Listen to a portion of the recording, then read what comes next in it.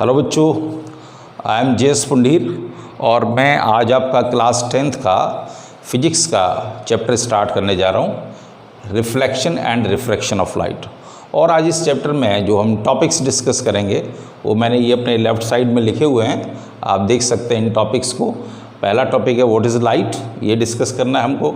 Nature of light, light की nature क्या है, reflection and laws of reflection, उसके बाद रियल एंड वर्चुअल इमेज, फिर करेक्टरिस्टिक्स ऑफ प्लेन मिरर, उसके बाद spherical mirror and related definitions. ये हमें 6 टॉपिक्स हमको डिस्कस करने हैं। तो पहली चीज़ हम पर आते हैं लाइट। देखिए लाइट है क्या।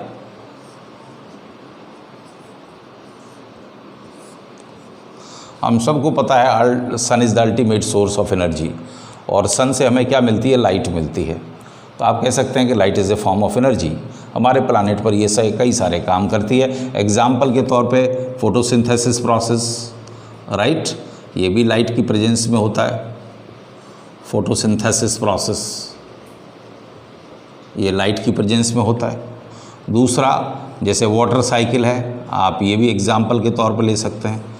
वाटर साइकिल ये भी सनलाइट के बगैर नहीं होता। सनलाइट से हीट प्रोड्यूस होती है और उस हीट से वाटर इवेपोरेट होता है और उसके बाद कंडेंसेशन होता है, उसके बाद फिर वाटर साइकिल चलता है। और तीसरा हमारा ये है कि ये हमको helps to see the objects, object को देखने में हेल्प करती है ना। तो इसलिए हम कह सकते हैं लाइट एनर्जी इतने सारे काम करती है, लाइट जो है हमारे लिए, तो हम कह सकते हैं it is A form of energy, right. तो इसकी जब डेफिनेशन लिखी जाती है तो वैसे लिखी जाती है, it is A form of energy, it is A form of energy, form of energy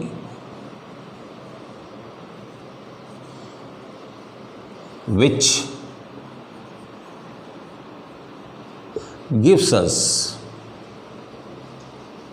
the sensation of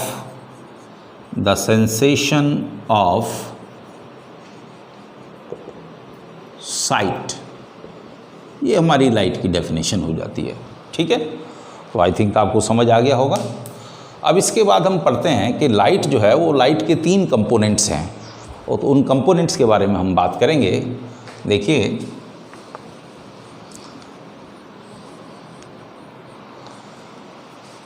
जो सन से लाइट आती है उसके 3 कंपोनेंट्स हैं, और वो कंपोनेंट्स क्या हैं। पहला तो है देखिए अल्ट्रावायलेट रेडिएशन। सन से आने वाली लाइट में एक अल्ट्रावायलेट रेडिएशन होता है, दूसरा ये विजिबल स्पेक्ट्रम होता है, ये विजिबल स्पेक्ट्रम, और तीसरा है IR रेडिएशन, ये होता है, ठीक है। अभी अल्ट्रावायलेट रेडिएशन क्या है, सनलाइट में जिस लाइट की वेवलेंथ 4000 एंगस्ट्रॉम से कम होती है उसको हम अल्ट्रावायलेट रेडिएशन कहते हैं। जो विजिबल स्पेक्ट्रम है तो सनलाइट का वो पार्ट जिसकी वेवलेंथ 4000 एंगस्ट्रॉम से लेकर 7800 एंगस्ट्रॉम तक होती है उसको हम विजिबल स्पेक्ट्रम कहते हैं।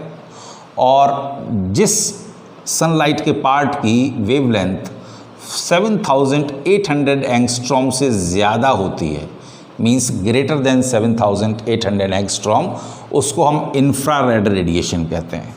ये हो गया अल्ट्रावायलेट रेडिएशन, ये हो गया विजिबल स्पेक्ट्रम, ये इंफ्रारेड रेडिएशन होता है, राइट। तो जिसकी वेवलेंथ 7800 एंगस्ट्रॉम से ज़्यादा होती है वो इंफ्रारेड रेडिएशन है। अब आप देखिए जो अल्ट्रावायलेट रेडिएशन है ये सनलाइट का 10% पार्ट होता है, और इसका जो हमारी अर्थ पर जितना पार्ट आता है वो सन से आने वाले पार्ट का 1/3 यहाँ पर पहुँच पाता है। ओजोन की लेयर इसका 2/3 पार्ट एब्जॉर्ब कर लेती है, सिर्फ 1/3 पार्ट हमारे प्लानेट पर आ पाता है। और ये काफ़ी हार्मफुल रेडिएशन है क्योंकि छोटी वेवलेंथ है तो इसकी पेनिट्रेटिंग पावर ज़्यादा होती है, तो ये हमारी स्किन में कैंसर पैदा कर सकता है और हमारे जो कॉर्निया है उसको डैमेज कर सकता है अगर कोई आदमी डायरेक्टली सन की तरफ देखता है, तो ये इस तरह से हमें हार्म कर सकता है। अब इसकी जो यूटिलिटी है, देखिए वो यूटिलिटी क्या है कि हमारे प्लानेट पर कुछ इंसेक्ट्स हैं जिनको फ्लावर्स वगैरह के जो कलर हैं, कुछ रेप्टाइल्स हैं उनके जो कलर्स हैं वो बड़े ब्राइट दिखाई देते हैं, तो they get attracted towards the flowers. वो इसकी वजह से, यूवी रेडिएशन की वजह से, जैसे हमें कलर दिखता है उससे कुछ डिफरेंट दिखता है उन इंसेक्ट्स को। और हमारी बॉडी में विटामिन डी को प्रोड्यूस करने में भी अल्ट्रावायलेट रेडिएशन का यूज़ होता है। अच्छा, जो विजिबल स्पेक्ट्रम है ये दिन के टाइम पे आता है, तो ये इस विजिबल स्पेक्ट्रम की प्रेजेंस में हम देख पाते हैं, राइट। रात को ये नहीं आता, इसलिए हमारी कैपेबिलिटी रात को देखने की नहीं होती। ये जो IR रेडिएशन है, इंफ्रारेड रेडिएशन, इसका मेन जो काम है वो क्या है, हीटिंग इफेक्ट पैदा करना, हीटिंग इफेक्ट, राइट। हमारे प्लानेट पर जो गर्मी होती है वो इस इंफ्रारेड रेडिएशन की वजह से होती है, राइट। हमारे एटमॉस्फेयर में जो कार्बन डाइऑक्साइड गैस है वो इस IR रेडिएशन को ट्रैप कर लेती है, इसलिए हमारे दिन और रात के टेम्परेचर में कोई बहुत ज़्यादा अंतर नहीं होता। तो इंफ्रारेड रेडिएशन ये हीटिंग इफेक्ट देता है। कुछ एनिमल, ये दिन में भी आता है, रात में भी आता है, कुछ एनिमल्स इस IR रेडिएशन को देख लेते हैं, जैसे लॉयन है, कैट है, ये इस IR रेडिएशन की प्रेजेंस में देख पाते हैं, तो ये रात में भी शिकार कर लेते हैं। आर्मी के पास भी एक डिवाइस होती है जिसको हम NVD बोलते हैं, नाइट विज़न डिवाइस, वो भी IR रेडिएशन के प्रिंसिपल पर चलती है, और IR रेडिएशन की वजह से हम रात में भी किसी के मूवमेंट को चेक कर सकते हैं। तो ये NVD जो डिवाइस है वो इसी बेस पर काम करती है। तो ये हमारे लाइट के डिफरेंट कंपोनेंट्स हो गए जो सनलाइट की तरफ से हमारे प्लानेट पर आते हैं, ठीक है। अब देखिए नेक्स्ट जो टॉपिक है इसके बाद, ये तो हमने पढ़ लिया व्हाट इज़ लाइट। अब नेचर ऑफ लाइट देखिए, नेचर क्या है लाइट की, नेचर ऑफ लाइट देखिए, जो लाइट की नेचर है ये कहा जाता है कि लाइट की नेचर ड्वेल नेचर है। ड्वेल क्यों कहते हैं? ड्वेल इसलिए कहते हैं कि लाइट वेव फॉर्म में भी चलती है, वेव फॉर्म में भी चलती है, और पार्टिकल फॉर्म में भी चलती है, दोनों फॉर्म में लाइट चलती है, और ऐसा पार्टिकल फॉर्म में भी चलती है, ठीक है। ऐसा कई फिनोमेनाज हैं जो ये शो करते हैं कि लाइट वेव फॉर्म में भी चलती है और पार्टिकल फॉर्म में भी चलती है। अब देखिए वेव फॉर्म को प्रूव करने वाले या शो करने वाले फिनोमेनाज क्या हैं। देखिए पहला है interference.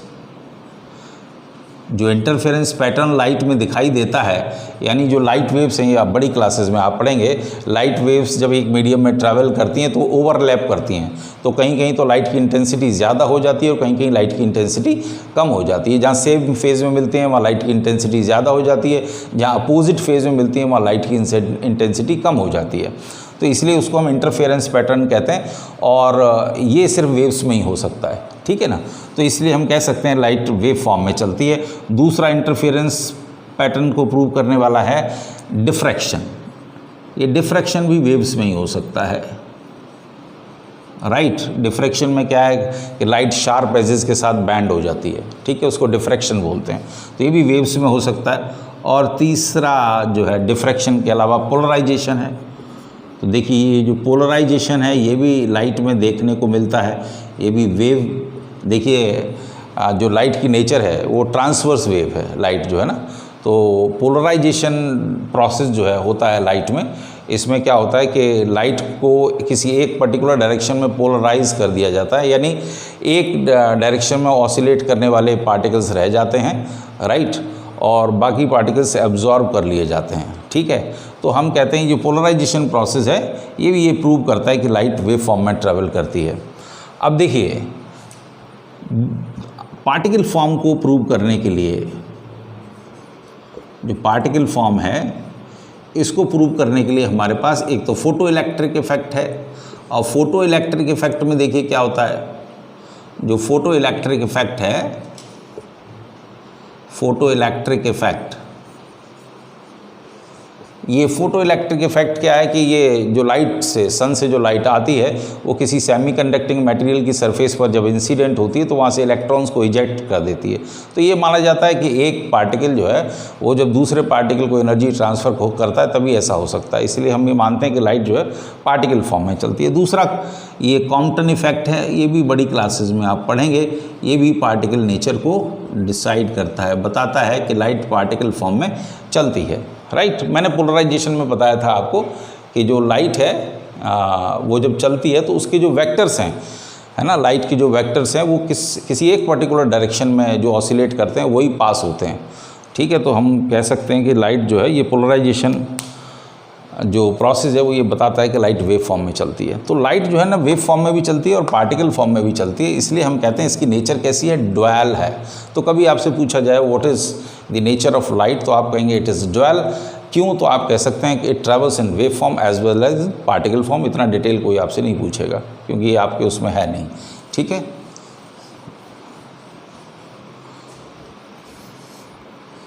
So this is nature of light.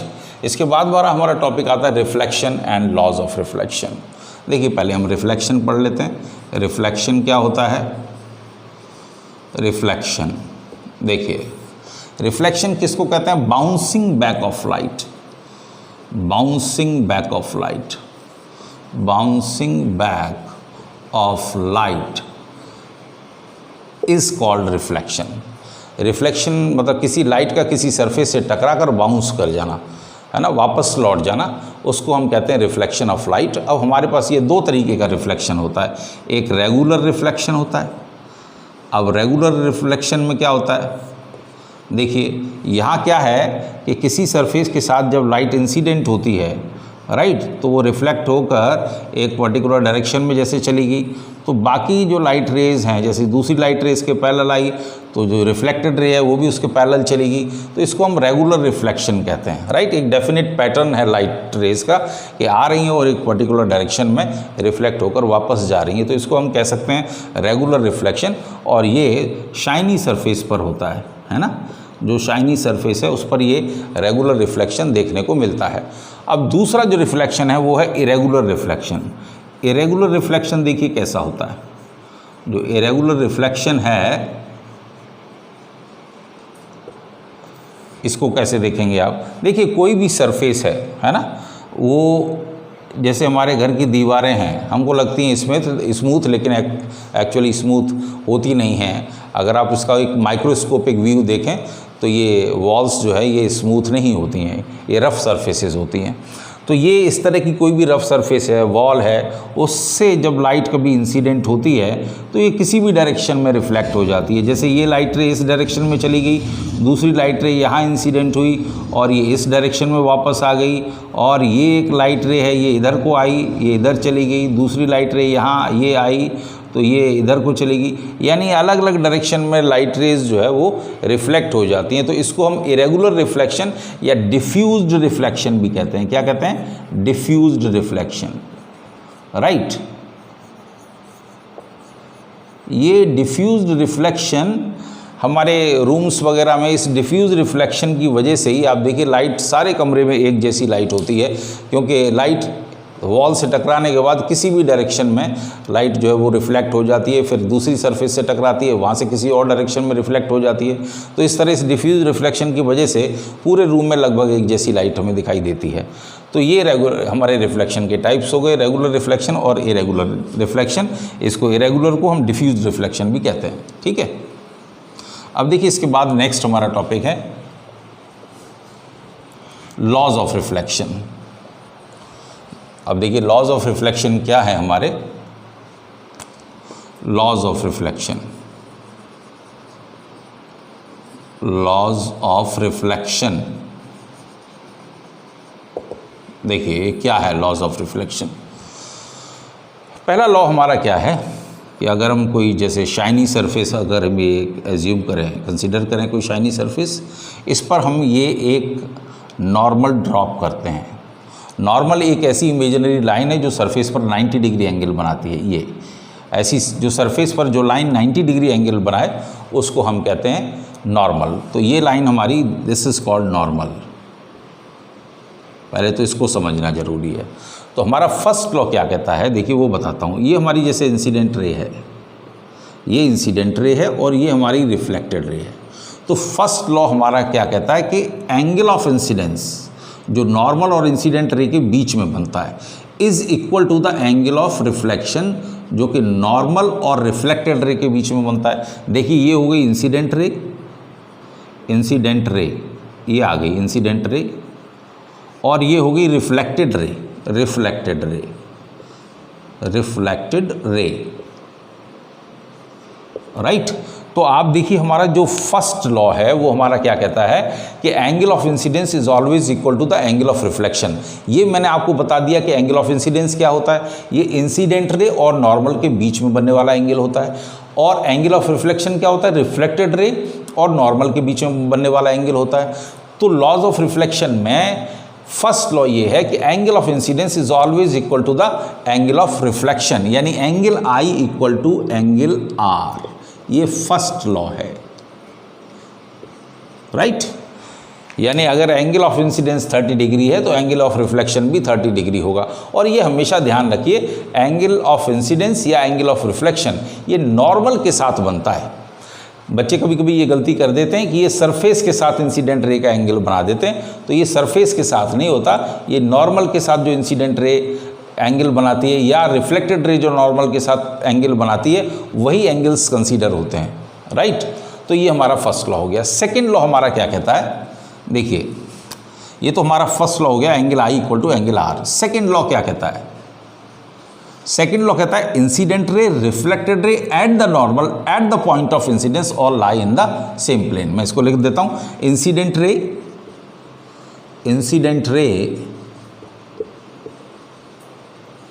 Reflected ray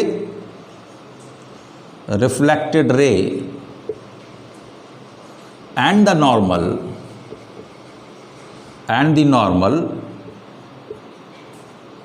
at the point of incidence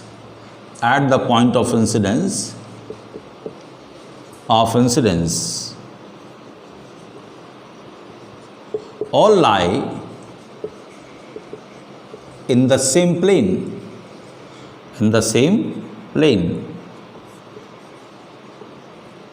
ये हो गया, ये हमारा सेकंड लॉ हो गया। तो सेम प्लेन से मतलब क्या है, देखिए ये हमारी जो रे है, देखिए ये जो हमारी रे है इंसिडेंट रे, रिफ्लेक्टेड रे, ये नॉर्मल, ये इस वाइट बोर्ड के प्लेन में ही है। अगर मैं इस वाइट बोर्ड में इसको एक्स एक्सिस मानता हूँ और इसको वाई एक्सिस मानता हूँ तो ये एक्स वाई प्लेन हो गया। तो ये तीनों जो है इंसिडेंट रे, रिफ्लेक्टेड रे और नॉर्मल, ये तीनों इसी प्लेन में है, राइट। ये सेकंड लॉ का मतलब है। और ये हो गया हमारा पॉइंट ऑफ इंसिडेंस। तो ये हमारा सेकंड लॉ है कि incident ray, reflected ray and the normal at the point of incidence all lie in the same plane. So these are our laws of reflections. इसके बाद वाले टॉपिक पर आते हैं हम।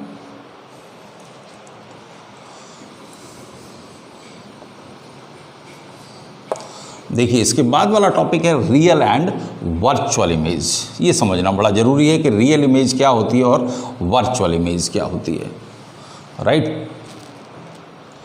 तो देखिए रियल इमेज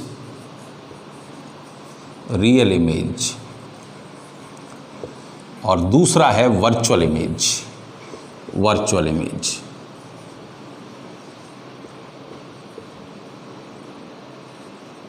राइट। देखिए रियल इमेज जो बनती है वो रेज के रियल इंटरसेक्शन से बनती है। जो रिफ्लेक्टेड रेज जब आती हैं और वो रियली जब इंटरसेक्ट करती हैं रिफ्लेक्शन के बाद, तब रियल इमेज बनती है। तो आप लिखेंगे is formed by real intersection of rays, is formed by real intersection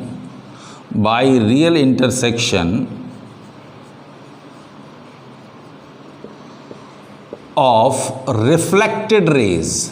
ये लिख दीजिए आप, ऑफ रिफ्लेक्टेड रेज। जब रेज रिफ्लेक्ट होकर आती हैं तो उनके बीच जो इंटरसेक्शन होता है तब बनती है। इसमें क्या होता है, rays actually do not intersect,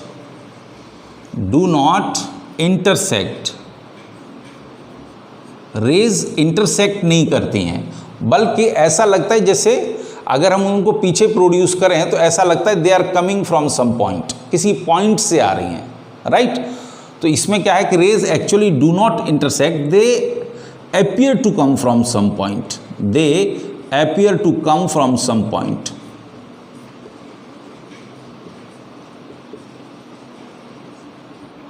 From some point.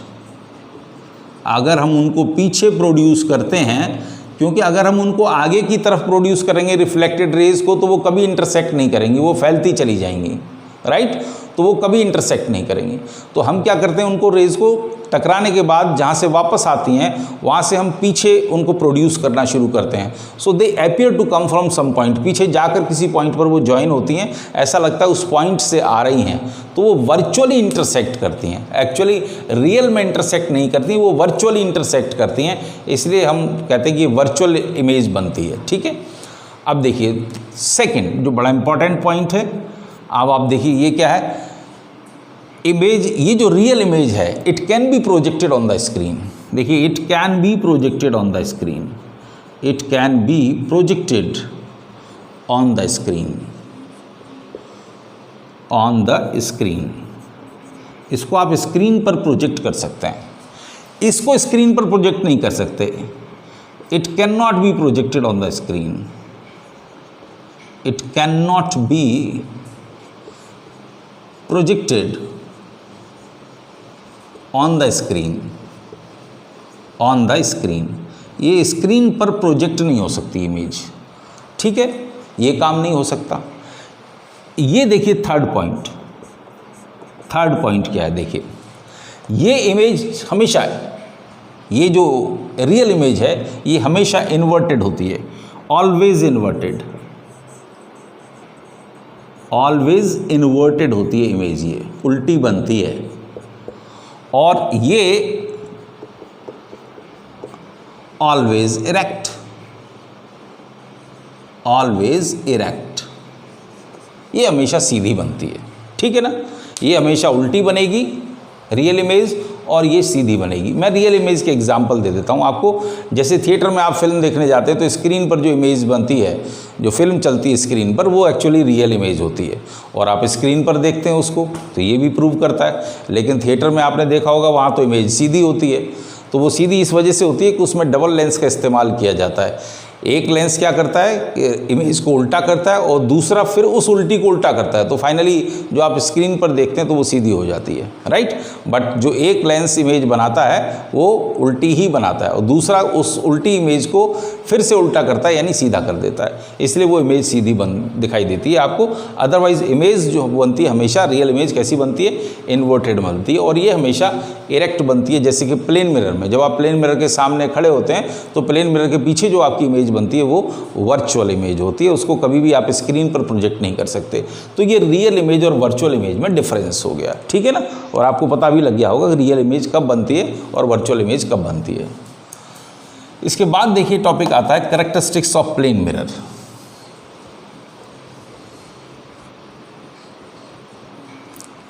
तो देखिए कैरेक्टरिस्टिक्स ऑफ प्लेन मिरर में आपको समझना पड़ेगा कैरेक्टरिस्टिक्स ऑफ प्लेन मिरर।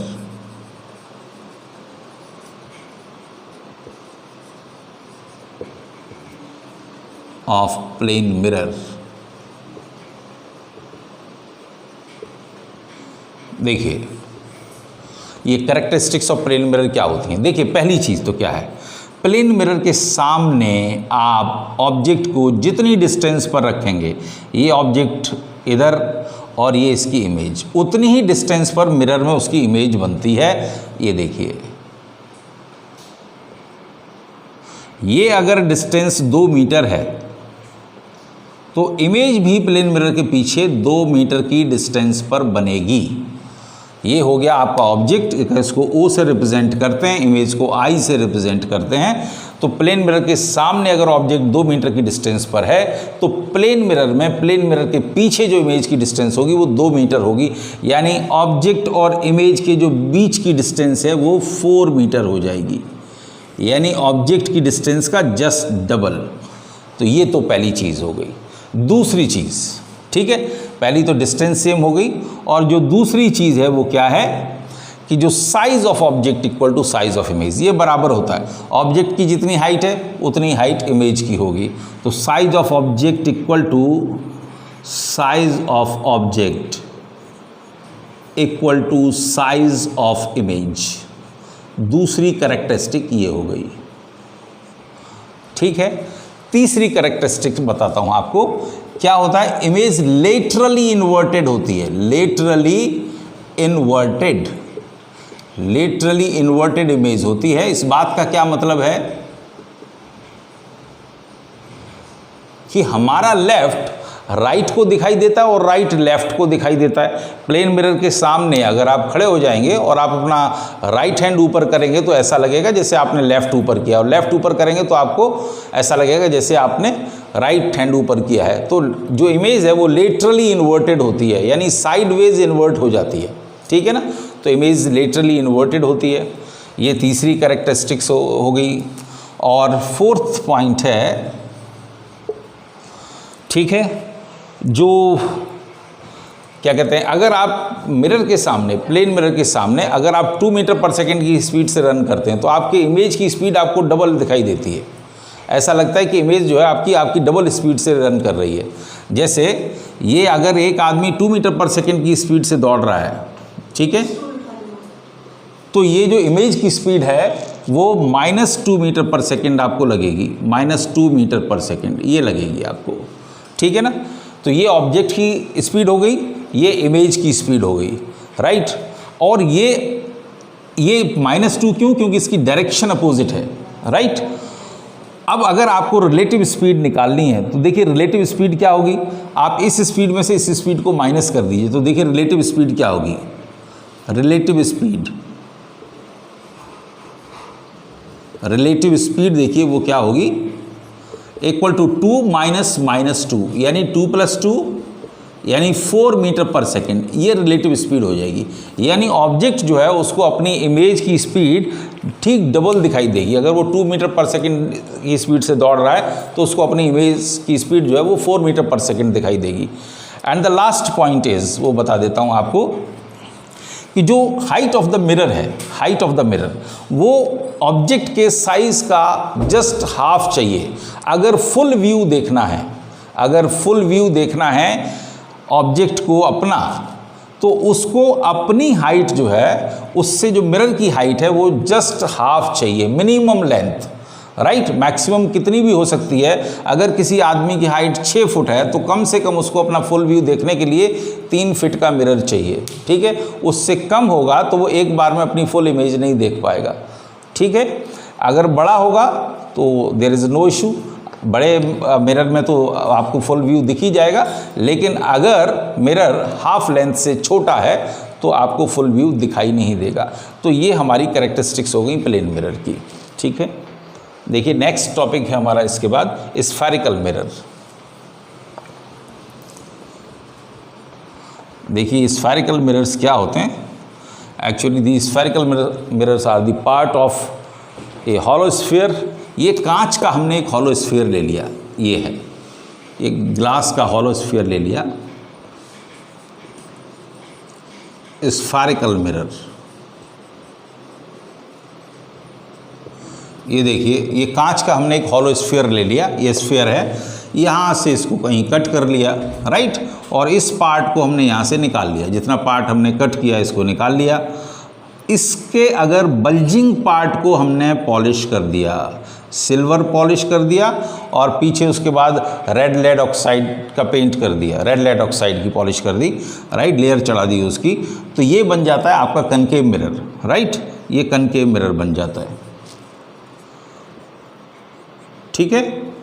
और देखिए यही अगर आपने इसको ऐसे ही रखा मिरर को, ये देखिए, और अगर केव साइड आपने पॉलिश कर दी, राइट, तो ये बन जाता है हमारा कन्वेक्स मिरर। यानी जो कनकेव मिरर है इसमें रिफ्लेक्शन होता है केव साइड से, केव साइड से रेज इधर से इंसिडेंट होती हैं, और कन्वेक्स मिरर है इसमें जो रिफ्लेक्शन होता है ये होता है बल्जिंग पार्ट से, ठीक है, राइट। तो ये कनकेव मिरर है, ये कन्वेक्स मिरर है। याद रखिए इसमें जो पॉलिश होती है बल्जिंग पार्ट पर होती है, जो रिफ्लेक्शन होता है वो केव साइड से होता है, और कन्वेक्स मिरर में जो पॉलिश होती है वो केव साइड होती है, और जो रिफ्लेक्शन होता है वो बल्जिंग पार्ट से होता है, ठीक है ना। तो ये कनकेव और कन्वेक्स मिरर हो गए। अब इन दोनों मिरर से रिलेटेड डेफिनेशंस हैं वो हम देख लेते हैं, और ये डेफिनेशंस क्या हैं ये देखिए आप। देखिए पहली चीज़ आती है पोल। राइट। पोल, देखिए पोल क्या होता है, ये होता है mid point of the mirror, mid point of the mirror, right. इसको बोलते हैं हम पोल। और ये हो गया हमारा mid point of the mirror, ये mid point, this is represented by P. Concave के केस में भी ऐसे ही हो गया, ऐसे ही अगर कन्वेक्स है तो कन्वेक्स के केस में भी ऐसे ही हो जाएगा। ये मिड पॉइंट, ये पोल, इसको हम पोल कहते हैं। So mid point of the mirror is called pole. इसके बाद देखिए centre of curvature, centre of curvature, centre of curvature. देखिए सेंटर ऑफ कर्वेचर क्या होता है। देखिए ये जो हॉलो स्फीयर का जो सेंटर होता है, ये सपोज करिए हॉलो स्फीयर की रेडियस 10 सेंटीमीटर है, ये 10 सेंटीमीटर है, तो इसकी सरकमफ्रेंस से 10 सेंटीमीटर की दूर पर, की डिस्टेंस पर जो पॉइंट है उसको आप सेंटर ऑफ कर्वेचर कहेंगे। तो हम ये बनाते हैं और इस सरकमफ्रेंस से आप 10 सेंटीमीटर की दूरी पर जो पॉइंट लेंगे वो पॉइंट सेंटर ऑफ कर्वेचर हो जाएगा। तो ये पोल है और सेंटर ऑफ कर्वेचर से इसको आप ज्वाइन कर दो, इस पॉइंट को हम कहेंगे सी से रिप्रेजेंट कर दीजिए, it is centre of curvature, इसको सी से रिप्रेजेंट करते हैं। तो आप इसकी जब डेफिनेशन लिखेंगे तो क्या लिखेंगे सेंटर ऑफ कर्वेचर में, it is the centre of the hollow sphere of which the mirror is a part. Simple, it is the centre of the hollow sphere of which the mirror is a part. जब आपने mirror ले लिया है और hollow sphere की radius अगर 10 centimetre है तो मिरर की सरकमफ्रेंस से 10 सेंटीमीटर की दूरी पर जो पॉइंट होगा उस पॉइंट को आप क्या कहेंगे, centre of curvature, right. Perpendicular distance आप ले लेंगे, ठीक है। तो ये सेंटर ऑफ कर्वेचर हो गया and it is represented by C. इसके बाद डेफिनेशन आती है प्रिंसिपल एक्सिस, प्रिंसिपल एक्सिस। अब प्रिंसिपल एक्सिस देखिए क्या होती है, ये वो इमेजिनरी लाइन है which passes through the pole and centre of curvature. इसकी जब डेफिनेशन लिखेंगे तो आप क्या लिखेंगे, an imaginary line which passes through the pole and centre of curvature. वो इमेजिनरी लाइन जो पोल और सेंटर ऑफ कर्वेचर से पास होती है that is called principal axis. तो ये प्रिंसिपल एक्सिस की डेफिनेशन हो जाती है। इसके बाद है radius of curvature, radius of curvature. देखिए रेडियस ऑफ कर्वेचर को दो तरीके से आप डिफाइन कर सकते हैं। एक तो आप ये भी कह सकते हैं, ये सेंटर ऑफ कर्वेचर, यहाँ लिख देता हूँ मैं रेडियस ऑफ कर्वेचर। देखिए रेडियस ऑफ कर्वेचर क्या है, रेडियस ऑफ कर्वेचर, देखिए ये क्या है रेडियस ऑफ कर्वेचर, ये है radius of the sphere, hollow sphere of which the mirror is a part. यानी उस हॉलो स्फीयर की रेडियस जिससे आपने मिरर को निकाला है, उस रेडियस को हम रेडियस ऑफ कर्वेचर कहते हैं। या आप कह दीजिए the distance between the pole and the centre of curvature is called radius of curvature, क्योंकि सेंटर ऑफ कर्वेचर भी 10 सेंटीमीटर की डिस्टेंस पर होगा। ये एक एग्जांपल ले रहा हूँ मैं, अगर रेडियस 10 सेंटीमीटर है, कुछ भी हो सकती है रेडियस, ठीक है। तो आप ये भी कह सकते हैं distance between the pole and the centre of curvature is called radius of curvature. या आप कह सकते हैं radius of the hollow sphere of which the mirror is a part is called radius of curvature and is represented by capital R. इस radius of curvature को हम capital R से denote करते हैं और ये पोल और सेंटर ऑफ कर्वेचर के बीच की डिस्टेंस होती है। तो ये हो गया रेडियस ऑफ कर्वेचर, ठीक है। इसके बाद हम आते हैं नेक्स्ट टॉपिक पॉइंट पर, वो है focus point of concave mirror, ठीक है। Focus point of concave mirror, तो देखिए focus point of concave mirror,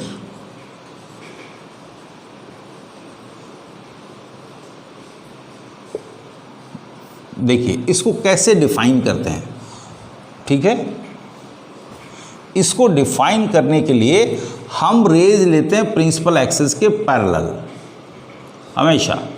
देखिए ये पोल रहा और ये रहा सेंटर ऑफ कर्वेचर, ठीक है, और हम रेज लेंगे प्रिंसिपल एक्सिस के पैरेलल। तो आप देखिए जब रे प्रिंसिपल एक्सिस के पैरेलल लेते हैं तो कनकेव मिरर क्या करता है, रेज को कन्वर्ज कर देता है। इसलिए कनकेव मिरर को हम कन्वर्जिंग मिरर भी कहते हैं, इसको कन्वर्जिंग मिरर भी कहा जाता है, कन्वर्जिंग मिरर, क्योंकि इसकी टेंडेंसी रेज को कन्वर्ज करने की होती है। कन्वर्ज करना मीन्स एक पॉइंट पर इकट्ठा करना, ठीक है ना। तो यहाँ क्या होता है कि रे जो पैरेलल आती है ये इसको कन्वर्ज करता है, कन्वर्ज करके ये रे एक पॉइंट से पास हो जाती है, ये गई, ये रिफ्लेक्टेड रे। अब एक ऐसी ही रे मान लो मैं नीचे से भी ले लेता हूँ, ये भी प्रिंसिपल एक्सिस के पैरेलल ले ली, इस रे को ले लिया। अब इसको जब रिफ्लेक्ट होकर जाएगी तो ये भी इसी पॉइंट से पास हो जाती है, राइट। तो ये डेफिनेशन देखिए क्या बनती है, इस पॉइंट को जहाँ पर रेज ये कन्वर्ज होती हैं पैरेलल आने वाली, ध्यान रखिए कि हमेशा रेज कौन सी लेंगे, प्रिंसिपल एक्सिस के पैरेलल लेंगे। तो ये जो कन्वर्ज जिस पॉइंट पर होती हैं उस पॉइंट को हम फोकस पॉइंट कहते हैं, and it is represented by capital F. तो आप इसकी जब डेफिनेशन लिखेंगे तो क्या लिखेंगे, it is a point, it is a point on the principal axis, on the principal axis from where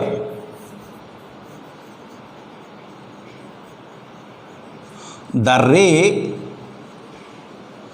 coming parallel, the ray coming parallel to the principal axis,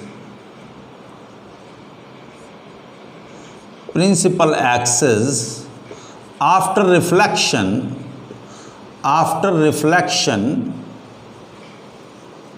passes through, ये definition बन जाती है, ये definition बन जाती है। It is a point on the principal axis from where the ray coming parallel to the principal axis after reflection passes through, और इसको हम फोकस पॉइंट कहते हैं। ये डायग्राम जब भी डेफिनेशन आती है डायग्राम जरूर बनाएंगे हर डेफिनेशन के साथ, राइट। ये तो हो गया हमारा focus point of concave mirror. अगर हम कन्वेक्स मिरर की बात करें तो देखिए focus point of convex mirror, right. देखिए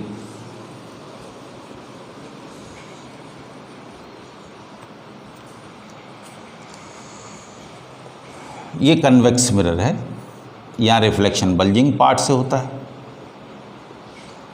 अब आप देखिए जब ये बल्जिंग पार्ट है, ठीक है, यानी कर्व इधर है तो सेंटर ऑफ कर्वेचर भी इधर ही होगा, ये पोल हो गया, ठीक है।